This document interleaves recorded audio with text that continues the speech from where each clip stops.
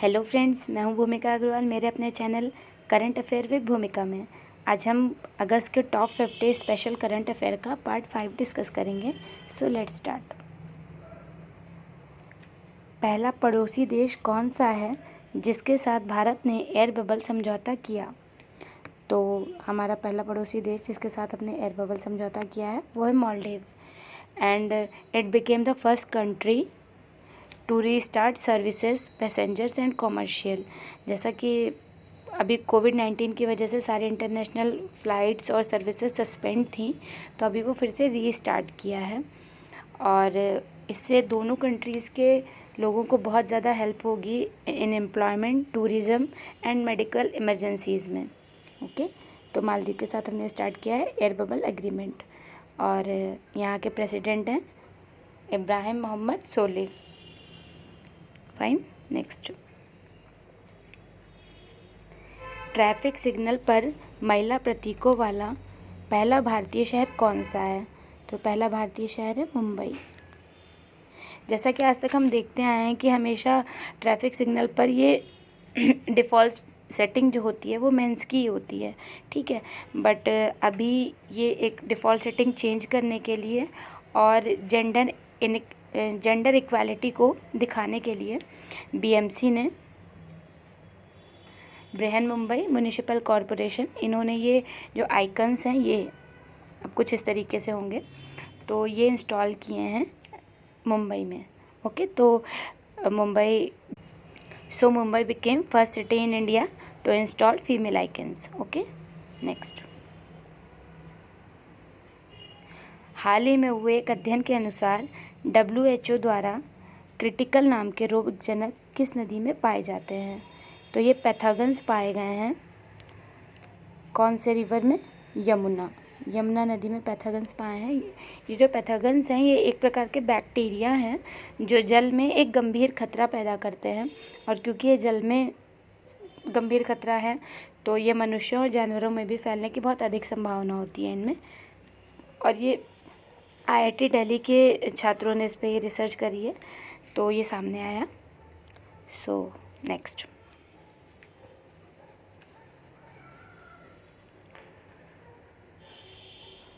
हाल ही में समाचार पत्रों में देखी गई कोवाक्स सुविधा किस अंतर्राष्ट्रीय संगठन की एक पहल है? कोवाक्स फैसिलिटी ये WHO ने स्टार्ट किया। तो जैसे जैसे हम देख रहे हैं कि वर्ल्ड में कोविड-19 का इतना प्रकोप बढ़ रहा है, तो WHO ने ये अनाउंस किया कि हमें कोरोना वायरस के वैक्सीन के लिए $100 मिलियन चाहिए, और अभी चूँकि इतनी फंडिंग नहीं है या जो भी प्रॉब्लम है, तो इस वजह से उन्होंने सभी देशों से अपील करी है कि हर देश स्वैच्छिक रूप से आकर टीकों के विकास और उनके जो डिस्ट्रीब्यूशन है, उनके वितरण में, उसके प्लेटफॉर्म को मजबूत करने में उनकी मदद करें और धन का योगदान दें। हर देश अपनी तरफ से धन का योगदान दे, और ये जो कोवाक्स फैसिलिटी है इसके द्वारा WHO ये भी सुनिश्चित कराएगा कि उसकी अवेलेबिलिटी जो है वैक्सीन की वो ज़्यादा से ज़्यादा हो सके, हर किसी तक वैक्सीन पहुंच सके।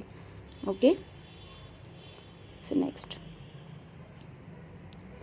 फूड सिस्टम विजन प्राइज़ जीतने वाले ईट राइट इंडिया आंदोलन को किस संगठन द्वारा लागू किया जा रहा है? तो eat right India movement start किया गया, ठीक है।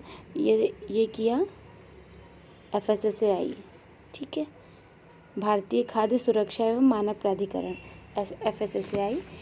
तो इसमें हुआ ये कि केंद्रीय स्वास्थ्य और परिवार कल्याण मंत्री डॉक्टर हर्षवर्धन जी ने नए लोगों की टैगलाइन के साथ सही भोजन बेहतर जीवन, इसके साथ शुरुआत करी।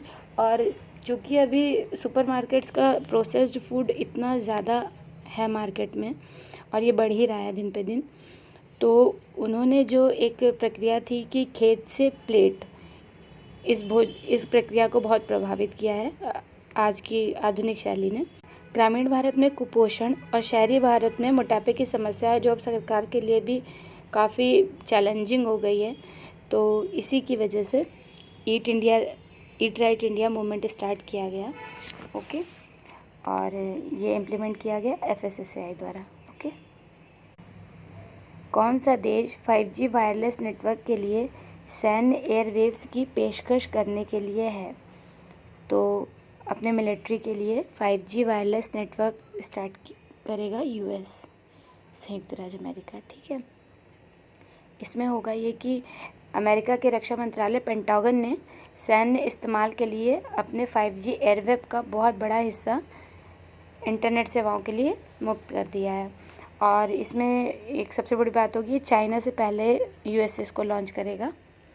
और 5G नेटवर्क जैसा कि हम जानते हैं कि बहुत बेहतर सुविधा उपलब्ध कराता है एक टाइम में, और हैवी इंटरनेट ट्रैफिक का लोड भी ले लेता है बहुत ज़्यादा। तो ये किया है USA ने। भारत के प्रधानमंत्री को किस यूटी को दूरसंचार सेवाएं प्रदान करने के लिए पनडुब्बी ऑप्टिकल फाइबर केबल का उद्घाटन किया है? तो प्रधानमंत्री जी ने किस यूटी में किया है? यूनियन टेरिटरी में सबमरीन ऑप्टिकल फाइबर केबल का इनॉग्रेशन। तो ये हुआ है अंडमान निकोबार में, अंडमान निकोबार द्वीप समूह।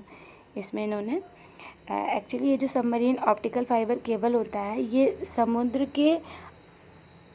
के अंदर से बिछाया जाता है, जैसे एक देश से दूसरे देश में इंटरनेट सेवाएं जोड़ने के लिए। तो अभी जो ये किया गया है, ये Chennai two port Blair, Chennai से बिछाई गई है लाइन्स पोर्ट ब्लेयर तक समुद्र के भीतर। ओके, और इसका जैसा कि पूरे देश को इंटरनेट सर्विसेज प्रोवाइड होती हैं, वैसे ही अब अंडमान एंड निकोबार के लोगों को भी ऑनलाइन शिक्षा, बेहतर इंटरनेट, सभी लाभ मिलेंगे। स्टार्ट किया अंडमान निकोबार में। नेक्स्ट, केंद्रीय खेल मंत्री द्वारा 15 अगस्त से 2 अक्टूबर तक शुरू किए गए फिटनेस अभियान का नाम क्या है? तो यह है fit India freedom run. Fit India freedom run. खेल मंत्री कौन है हमारे? किरण रिजिजू। ठीक है, किरण रिजिजू जी हैं, इन्होंने ये लॉन्च किया।